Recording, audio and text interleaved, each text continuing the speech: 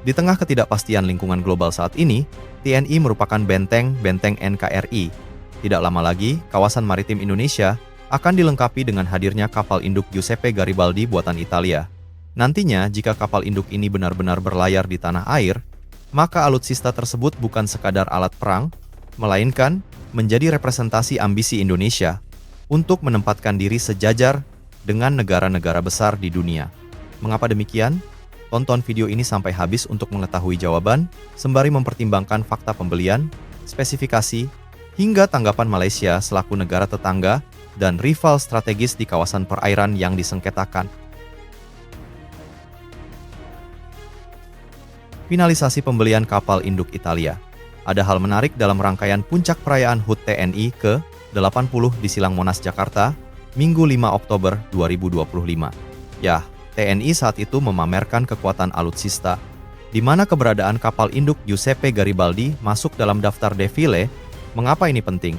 Bagaimanapun, jika akhirnya kapal tersebut tiba, maka Giuseppe Garibaldi merupakan kapal induk pertama dalam sejarah yang dimiliki oleh TNI. Punya kontribusi besar dalam memperkuat pertahanan Indonesia yang memang dikenal sebagai negara kepulauan. Mengutip berbagai sumber, Kementerian Perencanaan Pembangunan Nasional resmi menyetujui rencana pembiayaan akuisisi Giuseppe Garibaldi C551 milik Angkatan Laut Italia sejak Agustus tahun ini. Armada milik Angkatan Laut Italia tersebut resmi dipensiunkan pada 2024 usai bergabungnya kapal serbu amfibi ITS Trieste L989 Mul ke Armada Laut Negara.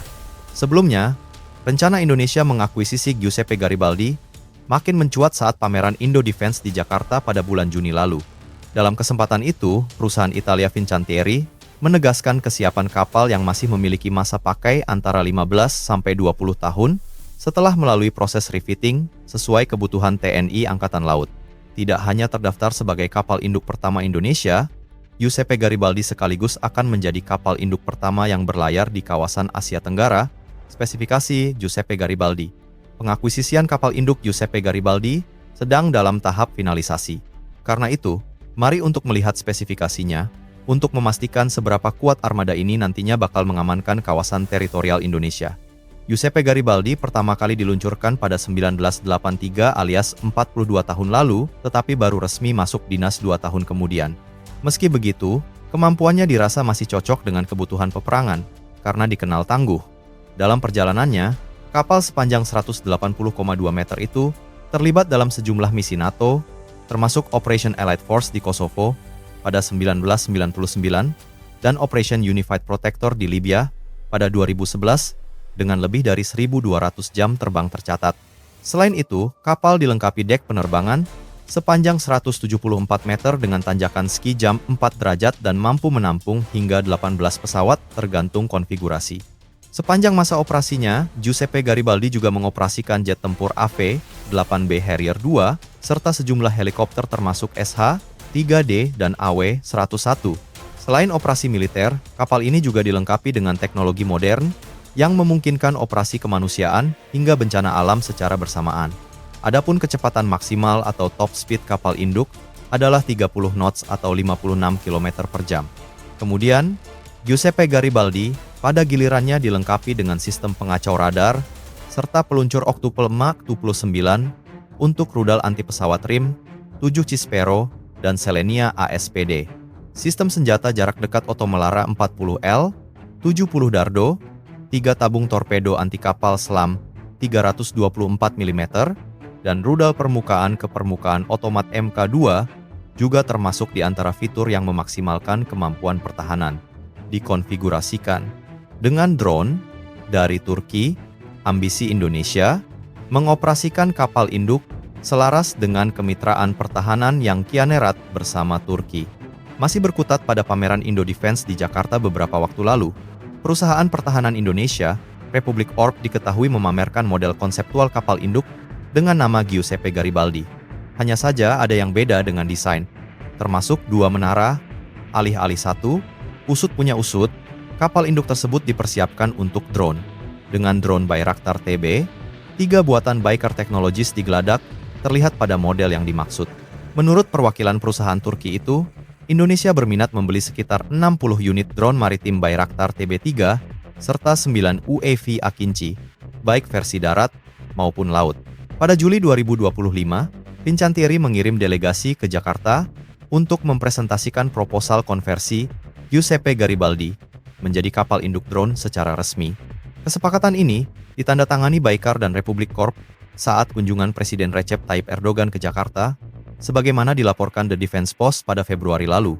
Kesepakatan ini juga merupakan tindak lanjut untuk memperkuat hubungan perdagangan dan pertahanan antara kedua negara dengan Indonesia, akan menjadi operator asing pertama untuk drone canggih Turki ini. Ambisi alutsista yang terus berlanjut. Ketika menjabat sebagai Menteri Pertahanan, Prabowo melakukan pembelian alutsista dalam jumlah besar, tapi anggarannya terbatas. Kini, anggaran itu masih terbatas, tapi Presiden Prabowo terus melanjutkan program tersebut di tengah ancaman keamanan termasuk ketegangan di Laut Cina Selatan. Adapun akuisisi kapal induk Giuseppe Garibaldi menandai upaya Indonesia yang semakin meluas sejak kedatangan kapal patroli lepas pantai KRI Brawijaya yang baru saja dikirim. Faktanya, Indonesia mengakuisisi 2 OPV kelas tahun di Revel dari Italia, yang awalnya ditujukan untuk Angkatan Laut Italia, dan menamainya Brawijaya dan Prabu Siliwangi pada Maret tahun lalu. Belum lagi konfigurasi UAV TB3 sebagai bagian dari sayap udara, membuat ambisi alutsista ini kian menguat. Lebih dari itu, pemerintahan Prabowo Subianto juga menandai momen penting perluasan struktur TNI.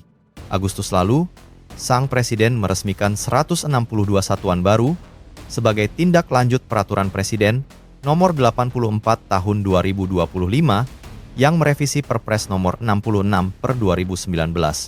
Alhasil, berbagai langkah yang ia ambil membuat Prabowo tak luput dari sorotan media asing. Bloomberg misalnya, dalam rilis 29 September 2025, menulis Indonesia's military is becoming too powerful again. Dengan membandingkan ketangguhan rezim diktator Soeharto, media yang berbasis di New York itu menyebut Prabowo jelas memiliki ambisi besar terhadap angkatan bersenjata, sesuatu yang dibahasakan berisiko membawa kembali ke masa lalu otoriter yang telah susah payah dihindari oleh warga negara. Malaysia menanggapi sinis.